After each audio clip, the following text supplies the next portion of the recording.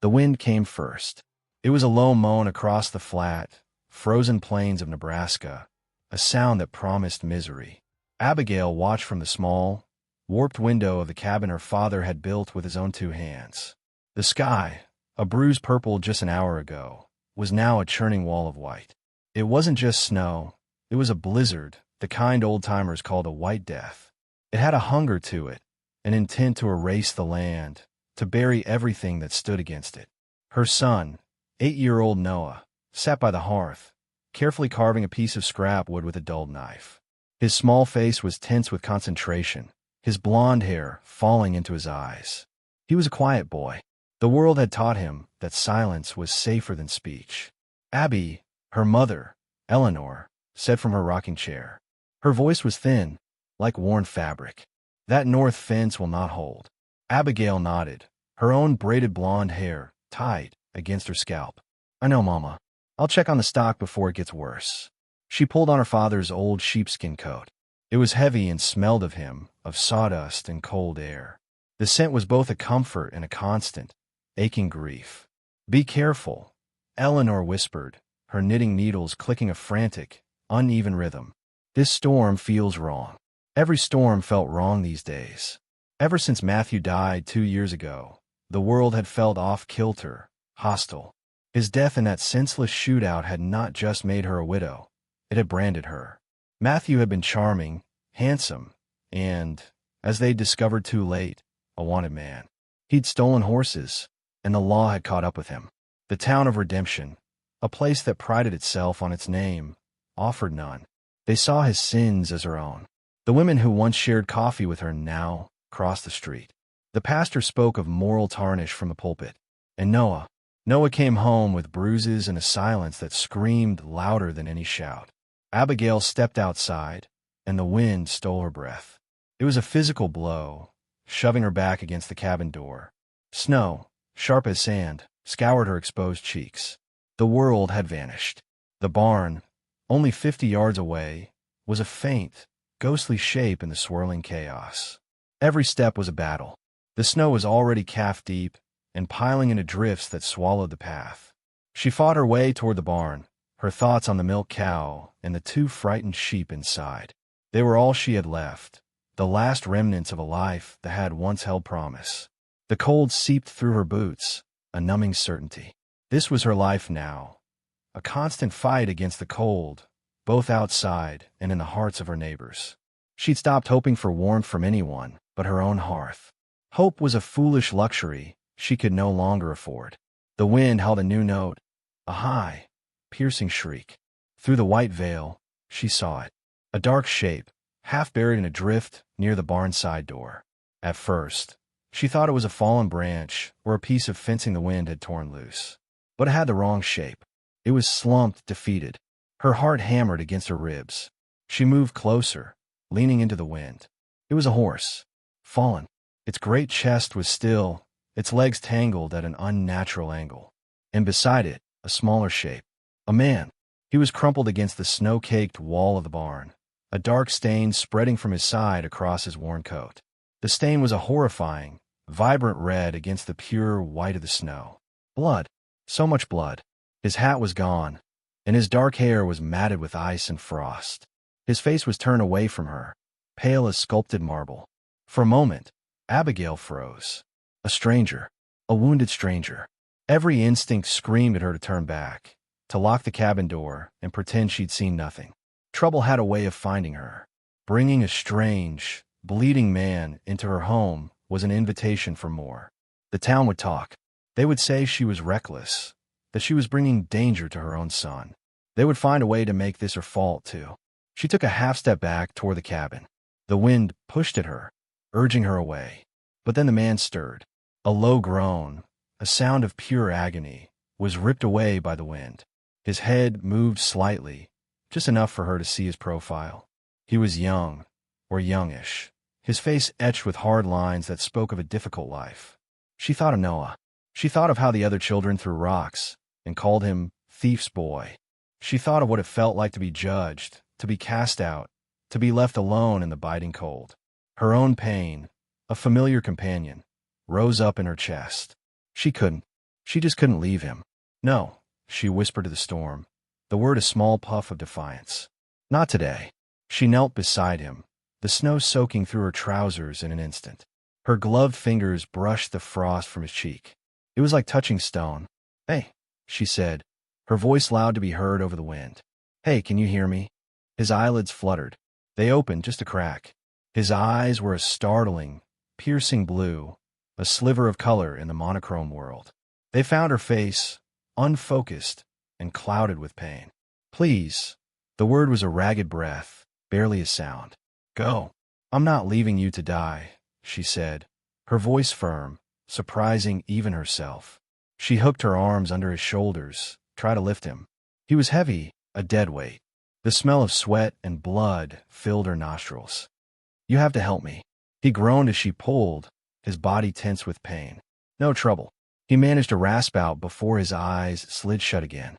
"I've got a cabin full of trouble," she grunted, planting her feet and pulling with all her might. "One more won't make a difference." She dragged him, inch by agonizing inch, away from the dead horse and toward the faint, warm promise of the cabin.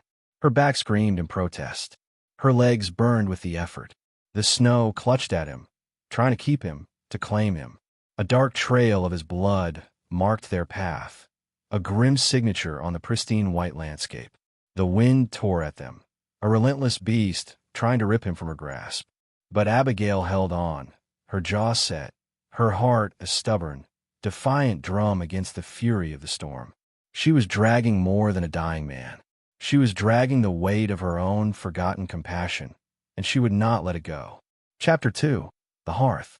The cabin door flew open with a bang, driven by Abigail's shoulder. A blast of wind and snow swirled into the small, warm room, making the fire hiss and dance. Eleanor gasped, dropping her knitting.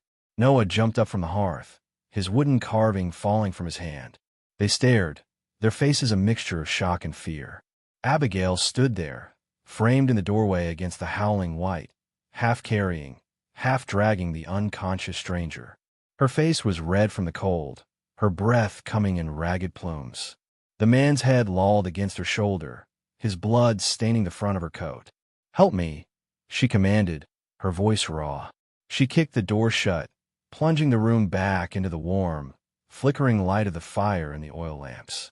The sudden quiet was deafening after the storm's roar. For a heartbeat, no one moved.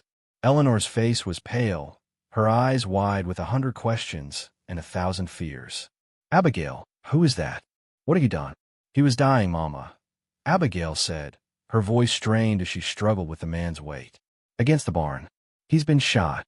She dragged him further into the room, leaving a wet, dark trail on the wooden floorboards. "Help me get him to the fire." That broke the spell. Eleanor, for all her worry, was a practical woman. She saw a life in the balance, and that overrode everything else. She rushed forward, grabbing a thick quilt from a nearby chest. Noah, his initial fear warring with a child's deep curiosity, scurried to fetch the water bucket. Together, the three of them managed to lay the stranger on a bed of blankets near the hearth. The firelight played across his face, revealing the damage the cold had wrought. His skin was waxy and pale, his lips tinged with blue. A dark, ugly scar sliced through his left eyebrow. His breathing was a shallow, wet rattle in his chest that scared Abigail more than the blood. It was the sound of a body giving up. "Get his coat off," Abigail ordered, her hands already working at the frozen buttons. Her fingers were numb, clumsy. "We need to see the wound." The coat was thick with wool and stiff with ice and blood. It took both her and Eleanor to peel it away from him. Underneath, his shirt was soaked through with a terrifying amount of dark blood. The wound was on his right side, just below the ribs. It was a ragged, angry hole, the flesh around it swollen and dark. "The bullet's still in there," Abigail said, her stomach tightening into a cold knot.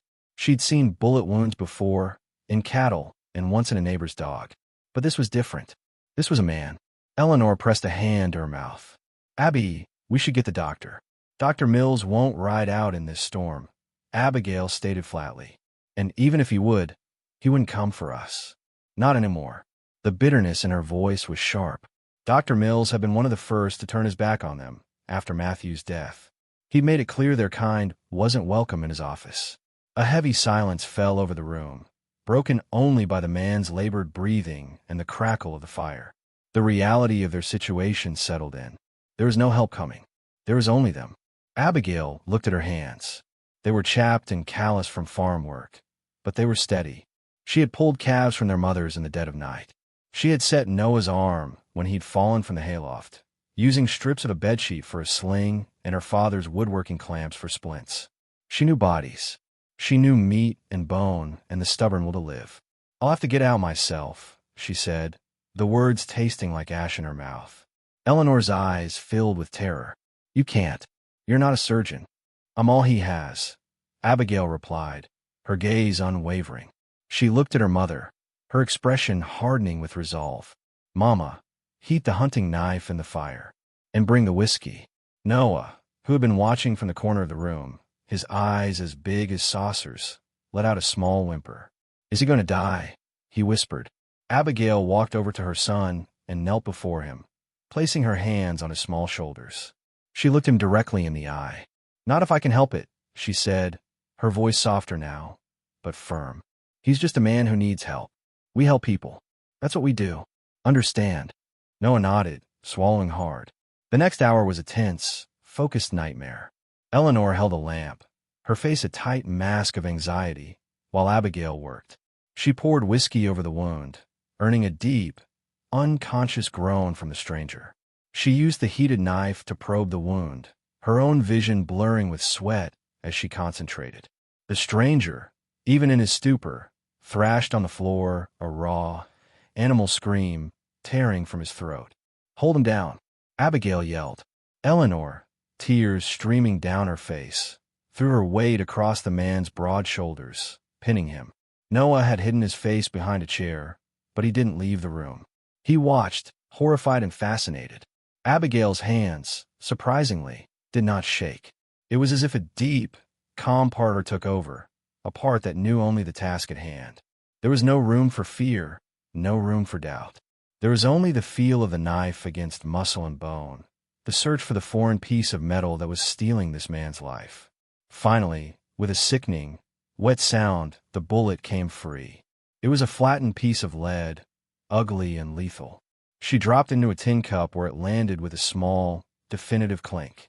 The worst was over, but the work was not done. She stitched the wound closed with the same thick thread she used to mend Noah's overalls, her movements precise and efficient.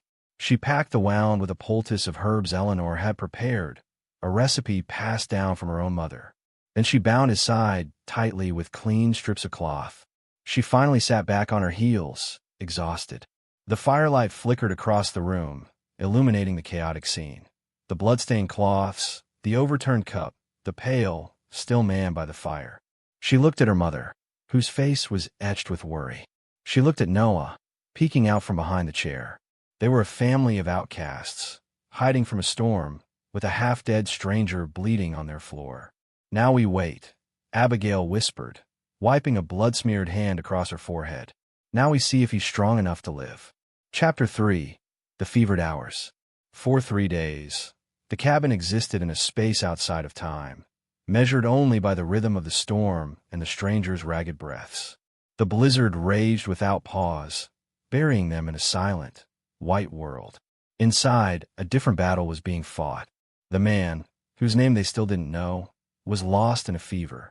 He thrashed against the blankets, his body burning with heat. His sleep was filled with ghosts. He muttered names, fragments of a life they couldn't comprehend. "Thomas, I should have been faster," he'd groan, his voice thick and broken.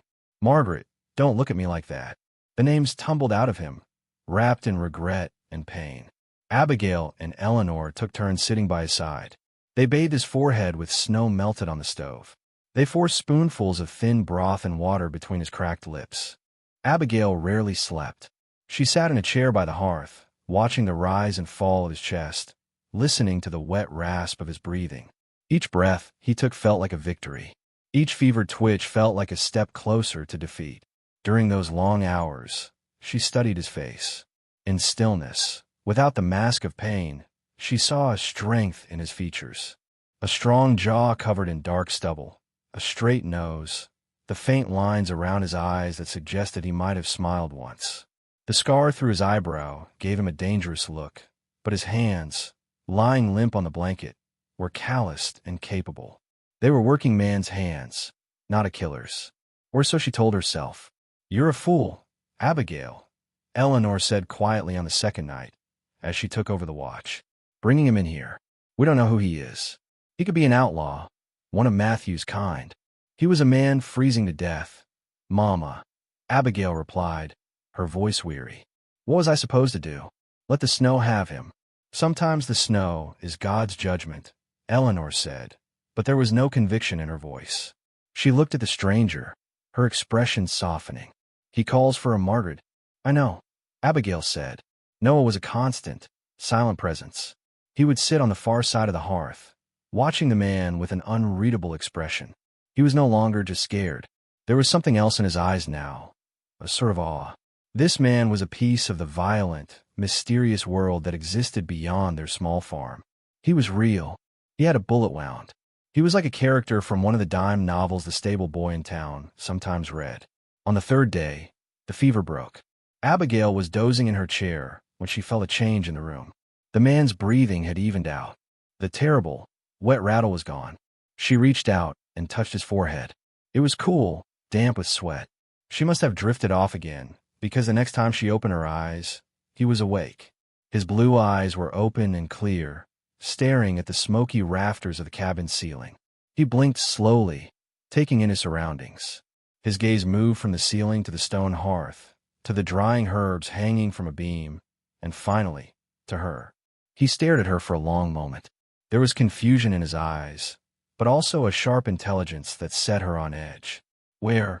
His voice was a dry, weak croak. "You're in my cabin," Abigail said softly, leaning forward. "You were caught in the blizzard. You've been shot." He tried to sit up, a sharp gasp of pain cutting him off. He fell back against the blankets, his hand instinctively going to his bandaged side. "Don't be a fool," she said, her tone sharper than she intended. "You'll tear your stitches." She stood and ladled some water into a cup, bringing it to him. She supported his head as he drank, his thirst desperate. He drank it all, then leaned back, his eyes closing for a moment. When he opened them again, they were fixed on her face, studying her. "Why?" he asked, his voice a little stronger now. "Why'd you help me?" The question hung in the air. Why had she? Because of her own loneliness? Because of some stubborn defiance against the town that had cast her out? Or was it simpler than that? "Because leaving a man to die is wrong," she said simply, taking the cup from him. "It doesn't matter who he is." His mouth twisted into something that might have been a cynical smile. "You don't know who I am. I could be anyone. A thief. A murderer." Abigail met his gaze without flinching. "The good people of redemption already think I'm married to one and mother to another. One more sinner in the house won't change their minds." A flicker of surprise crossed his face. Before he could respond, Noah, who had been watching silently, crept closer. He stopped a few feet away, clutching the wooden bird he had carved. "Are you a real cowboy?" Noah asked, his voice barely a whisper. The man's gaze shifted to the boy. For the first time, the hard lines on his face seemed to soften. A different kind of light came into his eyes, something gentle. "I used to be," he said, his voice raspy. "Did you get in a gunfight?" Noah pressed, his curiosity overcoming his shyness. "Is that how you got shot?" "Noah," Eleanor warned from the stove, where she was making porridge. "Let the man rest." But the stranger kept his eyes on the boy. "Something like that," he said. He looked back at Abigail, a question in his eyes. "This is my son, Noah," she said. "And my mother, Eleanor. I'm Abigail." "Ethan," he said, the name offered quietly. "My name is Ethan." That night, as Ethan slept a true, healing sleep by the fire, Eleanor cornered Abigail by the wash basin. "He's trouble, Abby," she whispered, her hands twisting in her apron. "I can feel it. The way he looks at the world. It's the look of a man who's seen too much." "Whose life isn't hard, Mama?" Abigail replied, drying her hands. "His is just written on him a little clearer than most." "There's the kind of trouble that finds you," Eleanor said, her voice low and urgent. "And then there's the kind you invite in and give a bed by the fire." I pray to God you know which one he is." Abigail didn't answer. She looked over at the sleeping man, his chest rising and falling steadily. She looked at her son, already asleep in his small cot, dreaming of cowboys and gunfights. She felt a flicker of something she hadn't felt in a very long time. It was a dangerous, fragile thing, like the first flower pushing through the frozen earth. It might have been hope, and it terrified her more than any blizzard. Chapter 4. The Thaw. The storm broke on the fourth morning.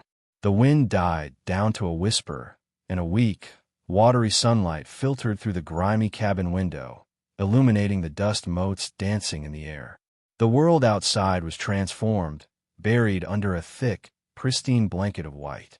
The silence was profound, a stark contrast to the blizzard's 3-day assault. Inside the cabin, a similar, fragile peace had settled. Ethan's recovery was a slow, quiet process. The first week, he did little more than sleep and drink the thin broth Eleanor cooked. He spoke little, answering direct questions with short, clipped responses. His blue eyes missed nothing, though. He watched Eleanor knead bread, her movements practiced and efficient. He watched Noah trying to read from a tattered primer by the firelight, his small brow furrowed in concentration. And most of all, he watched Abigail. He watched her mend clothes, her stitches small and even. He watched her haul buckets of snow inside to melt on the stove, her face set with a grim determination that he was beginning to recognize. He saw the weariness and the slump of her shoulders when she thought no one was looking, and the fierce, protective fire that flashed in her eyes whenever she looked at her son. He was a guest in this small world of women and a boy, a world built on resilience and sorrow, and he did not know his place in it. By the second week, he was strong enough to sit up by the fire, a quilt wrapped around his shoulders. The color was returning to his face, and the gaunt, hollowed-out look was slowly receding. It was during this time that Noah, his shyness finally overcome by his intense curiosity, began to orbit closer. He started by simply sitting on the floor nearby, pretending to be engrossed in his carving. Ethan, sensing the boy's hesitation, didn't press. He just sat, staring into the flames, a silent, still presence. One afternoon, Noah let out a frustrated sigh. "I can't get the wing right," he muttered, holding up a lopsided wooden bird. "It keeps chipping." Ethan turned his head slowly. "Let me see the knife." Noah looked at his mother for permission. Abigail, who was churning butter, gave a slight nod. The boy scrambled over and handed the knife and the piece of wood to Ethan. Ethan examined the blade. It was nicked and dull. "A tool is only as good as its edge," he said, his voice still rough. He pointed to the whetstone on the mantelpiece. "Bring me that." For the next half hour, Ethan showed Noah how to sharpen the blade, his large, scarred hands guiding the boy's small ones.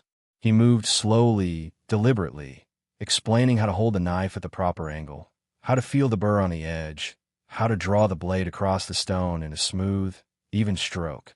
He spoke in a low, patient murmur, and Noah listened with a reverence he usually reserved for Sunday sermons he didn't understand. "There," Ethan said finally, testing the edge with his thumb. "Try now. Don't force it. Let the blade do the work."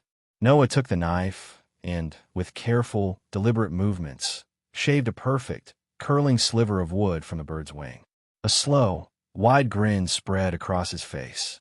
It was the first genuine smile Abigail had seen on her son's face in months.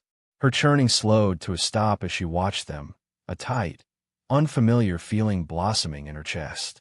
From then on, a quiet bond began to form between the man and the boy. Ethan taught Noah how to tie a proper knot, one that wouldn't slip. He told him stories, not of gunfights or violence, but of the land. He spoke of the high plains of Wyoming, of mountains so tall they scraped the clouds, and of constellations he used to navigate by when he rode night herd. "See that one?" he whispered one evening, pointing a finger toward the cabin's small window, where a few brilliant stars pierced the deep twilight. "That's the hunter. And that little group next to him, that's the 7 sisters. They say they're running from him." "Why are they running?" Noah asked, his eyes wide.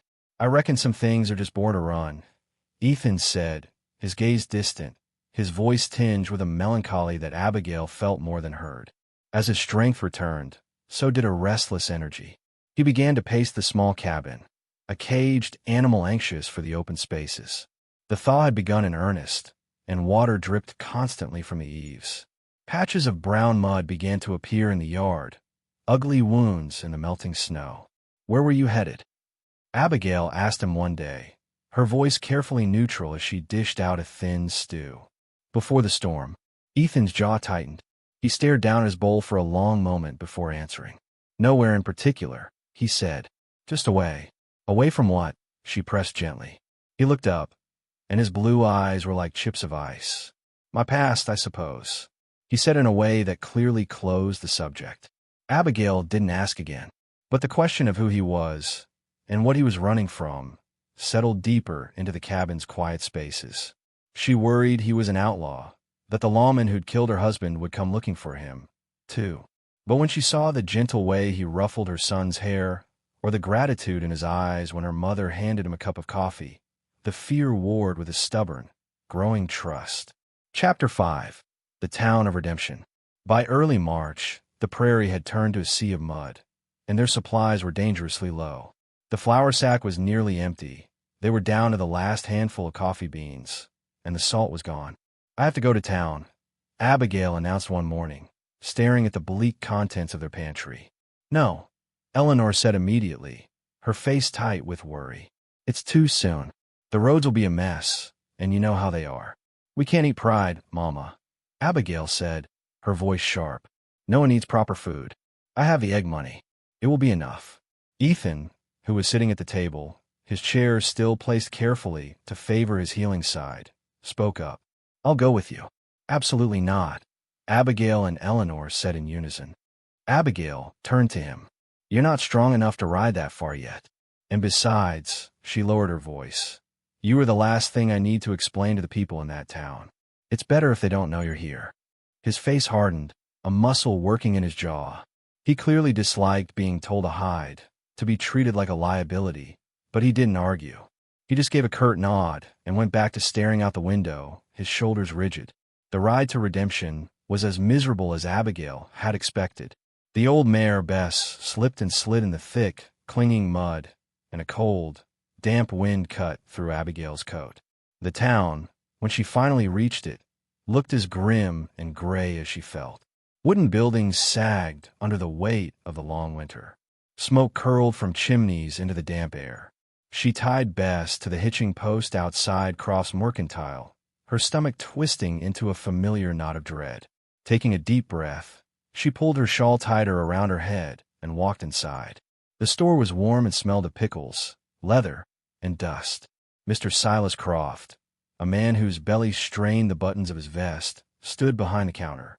His wife, a thin, bird-like woman with disapproving eyes, was arranging cans on a shelf.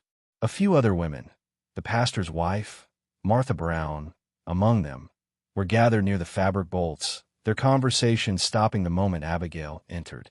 A sudden, heavy silence fell over the store. Abigail ignored them, walking directly to the counter.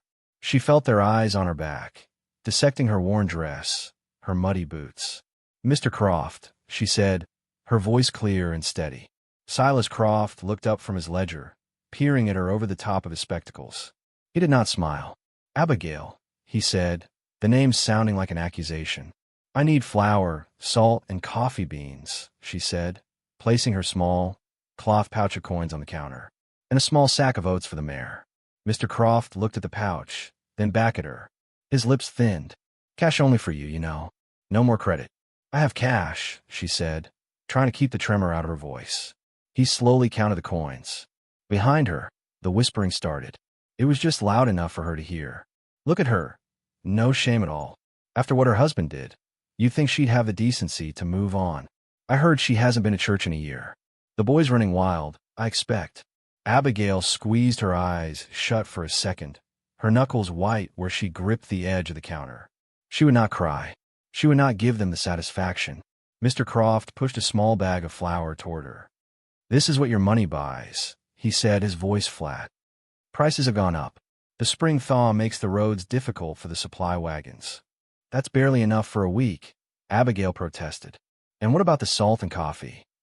"That's all the money covers," he said, sweeping the coins into his drawer. He knew, and she knew, that he was overcharging her, but she had no choice. His was the only store for 30 miles. She took the small bag of flour, her cheeks burning with humiliation. As she turned to leave, Martha Brown, the pastor's wife, took a step forward as if to speak to her, a flicker of something like pity in her eyes. But then she glanced at the other women, and her mouth snapped shut. She turned her back. The walk back to the mare fell a mile long. The whispers followed her out the door. The fresh, cold air was a relief, but it couldn't wash away the filth of their judgment. She didn't let the tears fall until she was well out of sight of the town, the small bag of flour a pathetic weight in her saddlebag. The tears were hot and angry, tears of frustration and a deep, aching loneliness. She arrived back at the cabin just as dusk was settling, the world bathed in a cold, purple light. Ethan was on the small porch, waiting. He had been watching the road. He saw her face as she dismounted, saw the tear tracks on her dusty cheeks, and the single, small bag she carried. He didn't need to ask what had happened. The story was written all over her. He took the reins from her trembling hands, his touch gentle. "Go inside and get warm," he said, his voice quiet. "I'll take care of the mare." She nodded, unable to speak past the lump in her throat, and hurried inside. That night, she barely touched her food. Eleanor and Noah watched her, their own moods dampened by her silent despair. The small bag of flour sat on the table, like a monument to their poverty and isolation. The next morning, she woke to find Ethan gone. His bedroll by the fire was empty. Panic, cold and sharp, seized her. Had he left? Had he decided their trouble was too much to bear? She saw his worn coat was gone, but his holster, hanging from a peg by the door, was also empty. His gun was gone. A new kind of fear washed over her. A man like him didn't go anywhere without his gun unless he was expecting violence, or causing it. "He's gone," she said to her mother, her voice flat with a feeling of betrayal that was surprisingly deep. "He just left." Eleanor came and stood beside her, looking at the empty peg. "Perhaps it's for the best, child." But it didn't feel like the best. It felt like another loss, another person abandoning them. He was gone all day. Abigail tried to busy herself with chores, but her mind was constantly wandering back to him. She worried he was hurt or in trouble. She worried he was never coming back. And a small, selfish part of her was furious that he had left without a word. Just before supper, as the sun was setting, he returned. He was riding Bess, and tied behind the saddle were two large, full sacks. He slid off the mare, moving stiffly, and untied them, carrying them to the porch. Abigail rushed outside, her heart pounding. "Where have you been? What is this?" He dropped the sacks on the porch with a heavy thud. "Flour," he said, tapping one. "And the other has salt, coffee, sugar, and some fabric for the boy." She stared at the supplies, then at him. Her mind couldn't make sense of it. This was more than her egg money could ever buy. "How?" she whispered. "How did you pay for this?" He didn't meet her eyes. He looked tired, his face drawn. "I had something to sell." And then she knew. Her gaze dropped to his empty holster. "Your gun," she said, the words catching in her throat. "You sold your gun." "It was the only thing I had of value," he said simply. "That gun kept you alive," she said, a wave of disbelief and something else, something warm and overwhelming, washing through her. "It was your only protection." He finally looked at her then, and the weariness in his blue eyes was replaced by an intensity that made her breath catch. "You kept me alive, Abigail," he said, his voice low and steady. "Let me return the favor." She stood there, speechless, the cold evening air on her skin. She wanted to yell at him, to call him a fool for selling his only defense. She wanted to thank him, but the words felt too small, too inadequate for the size of his sacrifice. Nobody had ever done anything like this for her. Matthew had brought her flowers, but he had never sacrificed a part of himself for her well-being. The town had taken her dignity, and this stranger, this man she had saved, had bought it back for her, with the only thing he had left. "Thank you," she finally whispered, the words sounding fragile in the vast, quiet twilight. He simply nodded, then turned to lead the mare to the barn, his shoulders looking, for the first time, like they belonged there. Chapter 6. A different kind of quiet. Ethan's sacrifice changed the air in the cabin. The quiet that followed was different from the tense, watchful silence of his recovery. It was a softer quiet, filled with unspoken things. He was no longer just a guest, a burden. He had woven himself into the fabric of their small, frayed family with a single, selfless act. He began to take on the tasks that had been Matthew's, and before that, Abigail's father's. He moved with a quiet efficiency, his body still mending, but his will strong. He found the loose shingles on the barn roof that had been letting in the spring rain and, using Abigail's father's old tools, fixed them. He discovered the north fence, the one Eleanor had worried about before the storm, had indeed collapsed under the weight of the snow. He spent 3 long days in the mud and cold, digging new post holes and stretching the wire taut until it hummed in the wind. Abigail would watch him from the kitchen window, her hands deep in dough or soapy water, a strange ache in her chest. He never complained. He never spoke of his past. But in his actions, she saw the kind of man he was. He was steady. He was dependable. He was everything her charming, reckless Matthew had not been. The realization was a disloyal thought, and she felt a pang of guilt every time it surfaced. But it was true. Noah, who had once orbited Ethan with hesitant curiosity, now stuck to him like a shadow. He followed Ethan to the barn, handing him tools and asking 1,000 questions. He sat beside him on the porch in the evenings, trying to mimic the way Ethan carved, his small hands trying to replicate the man's patient, deliberate movements. For the first time, Noah had a man to look up to, a steady presence to anchor his small, uncertain world. He started to talk more, his voice growing louder, more confident. He even laughed, a bright, clear sound that had been absent from the cabin for 2 long years. One evening, as Abigail was tucking Noah into his cot, he whispered, "I wish Ethan was my pa." The word struck Abigail with the force of a physical blow. She froze, her hand hovering over his blanket. "Your pa is in heaven, Noah. You know that." "I know," Noah said, his voice small. "But he never showed me how to fix a fence." Abigail had no answer for that. She kissed his forehead, her heart a tangled mess of emotions, and blew out his lamp. She walked back into the main room, where Ethan and Eleanor sat by the fire. He was cleaning a piece of horse tack, his head bent in concentration. Eleanor was knitting, her needles clicking a peaceful, steady rhythm. It looked so natural, so right. A family. The thought was both terrifying and deeply seductive. Later that night, after her mother had gone to bed, Abigail found Ethan on the porch, staring out at the vast, star-dusted sky. The air was cool and smelled of damp earth and new life. "You can't sleep either?" she asked, coming to stand beside him.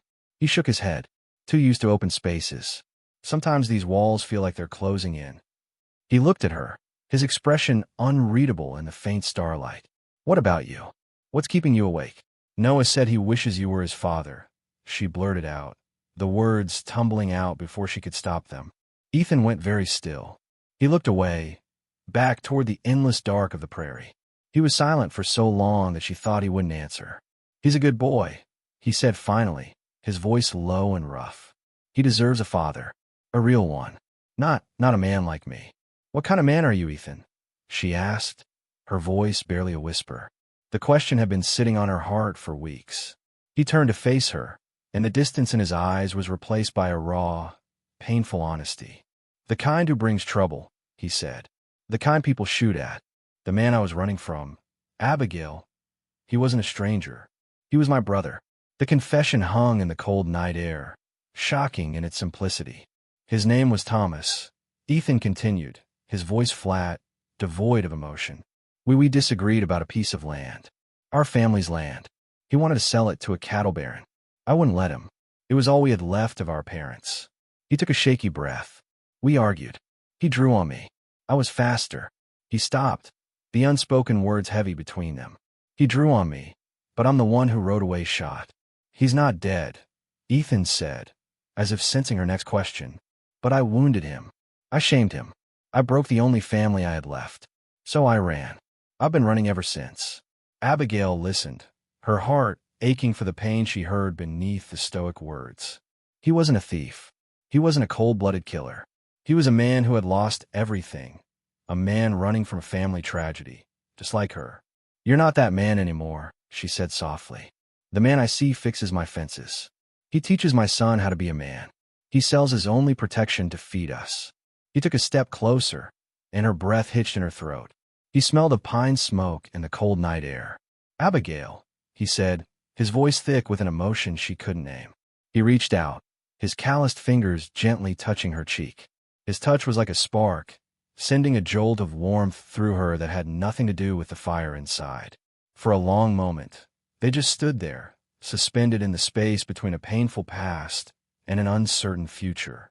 He leaned in, his gaze dropping to her lips, and she knew he was going to kiss her. She knew she should step back, that this was complicated and dangerous and foolish. But she didn't move. For the first time in 2 years, she didn't want to be safe. She wanted to feel. Chapter 7. A rider on the horizon. The kiss never came. Just as the space between them vanished, a sound cut through the night. The frantic, sharp barking of a neighbor's dog, carried on the wind from a mile away. It was followed by another, and then another.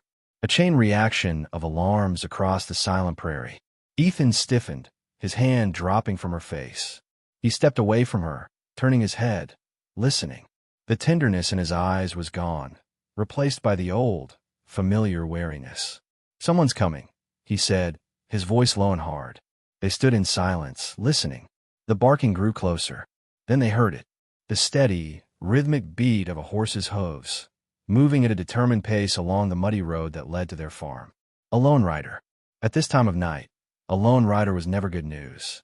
"Get inside," Ethan ordered, his voice leaving no room for argument. "And put out the lamps." Fear, cold and immediate, replaced the warmth that had bloomed in her chest moments before. She rushed inside, her heart pounding. "Mama, wake up," she whispered urgently. "Blow out the lamps. Someone's coming." Eleanor, her face etched with fear in the flickering light, quickly extinguished the main lamp. Abigail blew out the one on the mantel. The cabin was plunged into near-total darkness, illuminated only by the faint, dying glow of the embers in the hearth. Noah slept on, oblivious. Abigail crept to the window, peering through a crack in the curtains. Ethan was gone from a porch. She scanned the moonlit yard, her eyes searching the shadows. She finally saw him. He hadn't run. He hadn't hidden. He had melted into the deep shadows alongside the barn, armed with nothing but her father's old, heavy-wood axe. He was standing his ground. He was protecting them. The rider came into view, a dark silhouette against the graying landscape. He rode directly to their gate, dismounted, and walked toward the cabin. He moved with a confident, deliberate stride, the moonlight glinting off the star-shaped badge pinned to his chest. The sheriff. Abigail's blood ran cold. It was Sheriff Brody, the man who had brought Matthew's body home, the man whose eyes held a mixture of pity and contempt every time he looked at her. He stomped onto the porch, and his heavy fist banged on the door, the sound echoing through the silent cabin like a gunshot. "Abigail, I know you're in there. This is the sheriff. Open up." Abigail looked at her mother, who was clutching a crucifix to her chest, her lips moving in silent prayer. "What do you want? Had someone in town made a complaint? Did it have to do with Ethan?" The banging came again, louder this time, more insistent. "Abigail, don't make me kick it down. I've got a warrant." A warrant. The word terrified her. She had no choice. Taking a deep, trembling breath, she unlatched the door and opened it a crack. Sheriff Brody stood there, a big man with a weathered face and cold, tired eyes. He held a lantern in one hand, and it cast long, dancing shadows that made him look menacing. "Evening, Sheriff," Abigail said, her voice shaking slightly. "I've got a warrant to search your property, Abigail," he said, his voice gruff. He didn't wait for an invitation, but pushed the door open and stepped inside, his muddy boots soiling the clean floor. He raised the lantern, its light flooding the small room, revealing Eleanor huddled by the hearth and the sleeping form of Noah in his cot. "A warrant for what?" Abigail demanded, finding a sliver of courage. "We've done nothing wrong." "I'll be the judge of that," Brody said, his eyes scanning every corner of the room. "We're looking for a fugitive, man by the name of Ethan Miller. Matches the description of a man seen heading this way before the blizzard. Another man says he's Miller's brother, rode into town this morning. Says Miller shot him and ran. Says he's dangerous." Abigail felt the floor tilt beneath her feet. Ethan Miller. So that was his last name. The story he'd told her was true, but it had been twisted, turned into a weapon against him. His own brother had set the law on him. The sheriff took a step closer, his gaze sharp and penetrating. You see anyone like that? Abigail? A stranger? Hiding a man like that? Well, that's a crime. After what happened with your husband, I'd think you'd be smarter than to get mixed up with another outlaw. The insult was like a slap in the face. All she could see was Ethan, standing in the dark with an axe, ready to defend them. An outlaw didn't do that. I haven't seen anyone, she said, the lie tasting like poison on her tongue. Her heart was hammering so hard she was sure the sheriff could hear it. Brody stared at her for a long, uncomfortable moment, his eyes searching her face for any sign of deceit. Is that so? He said slowly. He took another look around the room. His eyes fell on the bedroll by the fire, neatly rolled, but clearly not belonging to a woman or a small boy. His gaze narrowed. He walked over to it and nudged it with his boot. Looks like you've had a guest, he said, his voice dangerously soft. Abigail's mind raced. She needed to say something, anything. A cousin, she stammered. From up north. He was just passing through. He left this morning. The sheriff didn't look convinced. He bent down and picked up something from the floor beside the bedroll. Something small and wooden. It was Noah's bird. The one Ethan had helped him carve. The one with the perfectly sharpened wings. He held it up in the lantern light. Your cousin's a whittler, is he? Before Abigail could answer, a voice came from the darkened doorway. The bird is mine. Ethan stepped out of the shadows and into the lantern light. He no longer held the axe. His hands were empty, held loosely at his sides. His face was calm, but his blue eyes were blazing with a cold, hard light. He looked directly at the sheriff, ignoring Abigail completely. I'm Ethan Miller, he said, his voice steady and clear. The man you're looking for. Chapter 8. The Price of Protection. A suffocating silence descended on the cabin. The only sound was the crackle of the embers in the hearth. Sheriff Brody stared at Ethan, his hands slowly moving to rest on the butt of his pistol. Abigail's heart stopped. She saw it all playing out in a horrifying flash. The sheriff drawing his weapon, the flash of gunfire, Ethan falling, his blood staining the floorboards just as it had stained the snow. Don't, she cried out, taking a step forward. Ethan shot her a look, a sharp, commanding glance that froze her in place. It said, stay out of this. He kept his own eyes locked on the sheriff. You've been here all along, Brody said, his voice a low growl. She's been hiding you. She has nothing to do with this, Ethan said, his voice calm and even. I showed up at her door wounded. She saved my life. That's the extent of her crime. Hiding a fugitive is a serious offense, the sheriff repeated, but his eyes were on Ethan, sizing him up. He saw a man, unarmed and looking weary, but with no fear in his eyes. He saw the way the man stood, positioning himself slightly in front of the woman and the sleeping child, a silent protector. Then arrest me, Ethan said, but leave them alone. They're innocent. Abigail watched, her mind reeling. He was giving himself up for them. He was trading his freedom, maybe even his life, to keep her and her family safe from the law. The magnitude of his sacrifice was overwhelming. The first man, Matthew, had brought the law down on her with his selfishness. This man was facing it down with his selflessness. Please, Sheriff, Abigail pleaded, her voice breaking. He's not a bad man. It was a family matter.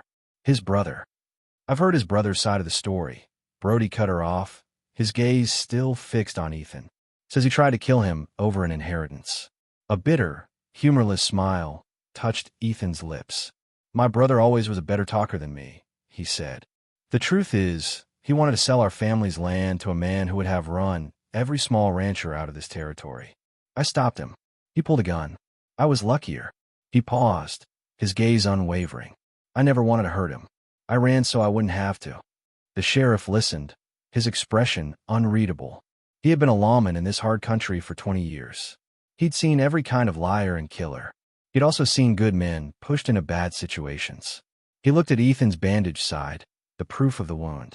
He looked at the neatly repaired fence post he'd noticed on his ride-in, the firewood stacked neatly on the porch, the small carved bird he still held in his hand. These were not the signs of a desperate fugitive.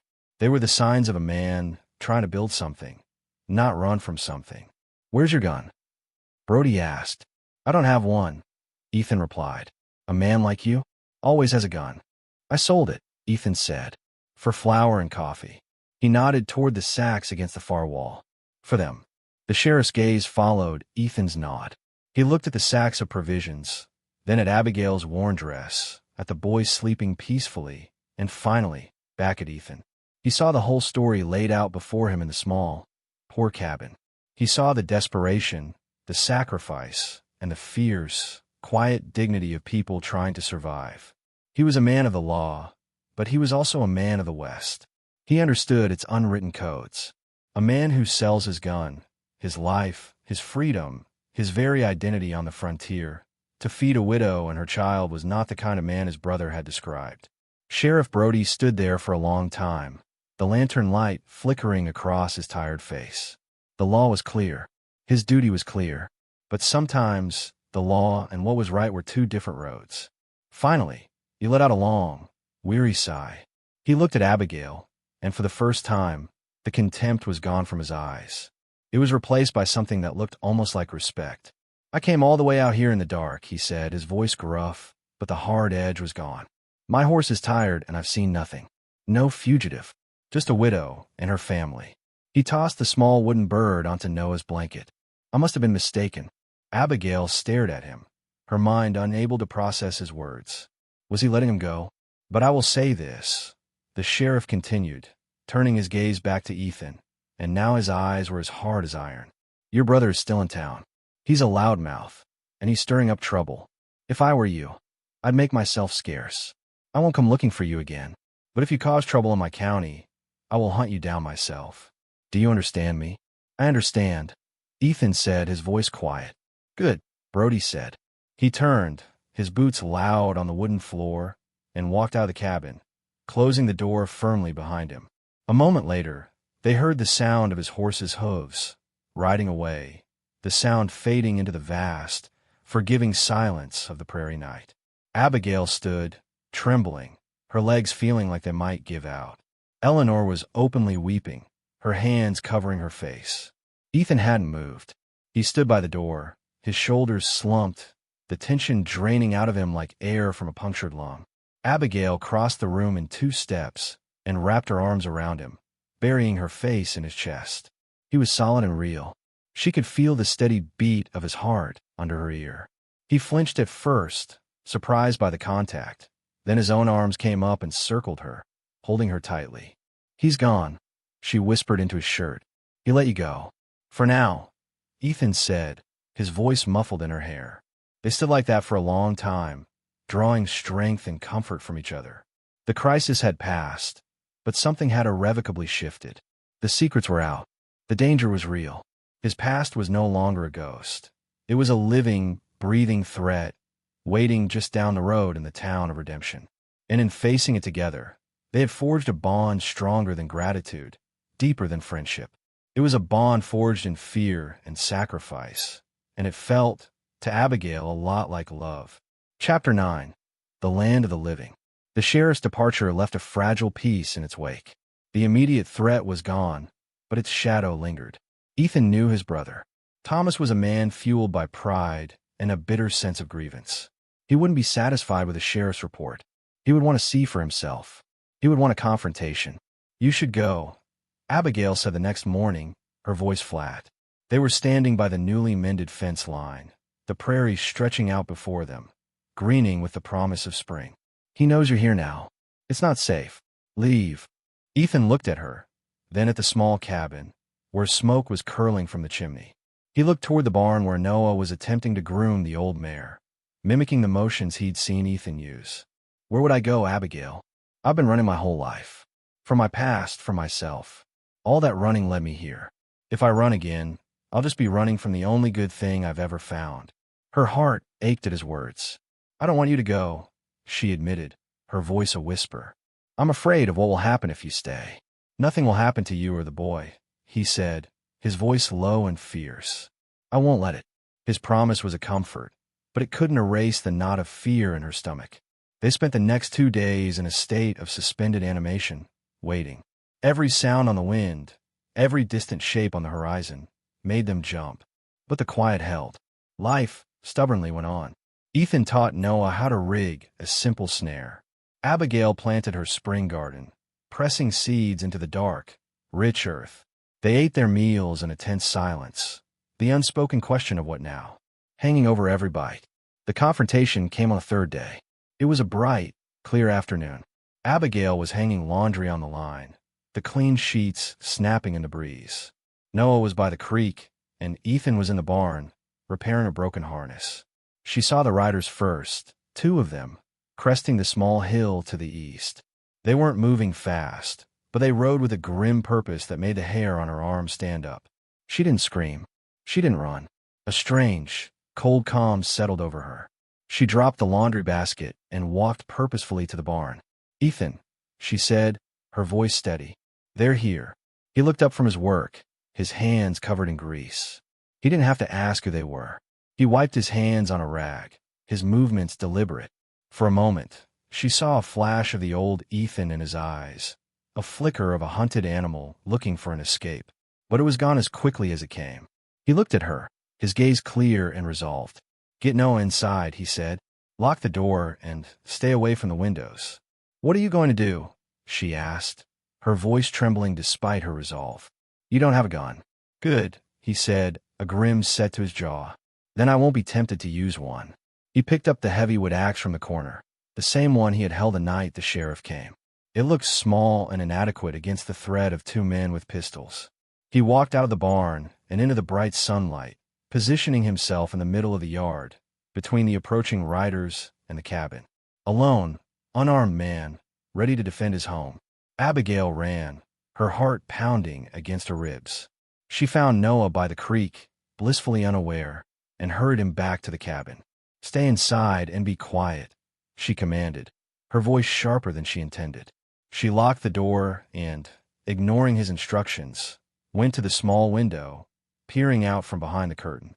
The two riders stopped at the gate. One was a tall, broad-shouldered man with a dark beard and the same piercing blue eyes as Ethan. Thomas. The other was a hired man, his face hard and impassive. Thomas stared at his brother, standing in the yard. He looked at the neat farm, the laundry on the line, the small but sturdy cabin. A look of contempt twisted his features. "So this is what you've become," Thomas called out, his voice carrying on the wind. "Hiding behind a woman's skirts, playing farmer." Ethan didn't answer. He just stood there, the axe held loosely in one hand, his feet planted firmly in the dirt. "That land was ours," Thomas shouted, his anger building. "You had no right to stand in my way. I could have been a rich man." "That land was our home," Ethan called back, his voice even and strong. "It wasn't for sale." "Everything is for sale," Thomas sneered. He dismounted, his hand resting on the pistol at his hip. "I've come for you, Ethan. The law might have let you go, but I won't. We're going to finish this." He started walking toward Ethan, his spurs jingling a menacing rhythm. The hired man remained on his horse, a silent observer. "There's nothing to finish, Thomas," Ethan said, not moving a muscle. "I'm not going to fight you." "Coward," Thomas spat, his face turning red with rage. He was 10 yards away now. "You've always been a coward, hiding behind your principles. Pick up a gun." "No," Ethan said simply. "My life is here now. This is my home. You are not welcome here, but I will not shed your blood on this ground."